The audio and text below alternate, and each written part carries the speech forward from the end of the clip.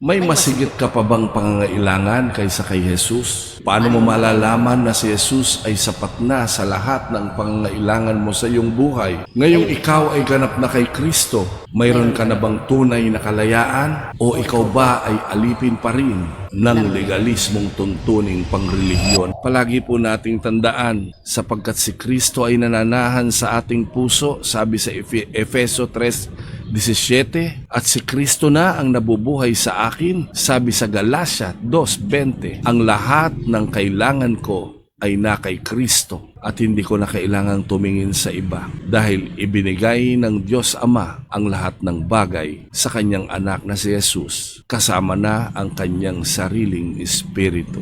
Ginagawa nitong ganap si Kristo at ginagawa rin akong ganap dahil sa Kanya. Sa atin pong pananalangin, nawa palagi nating sabihin, Panginoong Jesus, Ikaw ay punong-puno ng biyaya. Ikaw ang Diyos na higit pa at nagpalaya sa akin. Hindi na ako alipin ng anumang uri ng legalismo dahil ako ay ganap na at si Jesus ay sapat na sa akin. Nabubuhay ako ng malaya.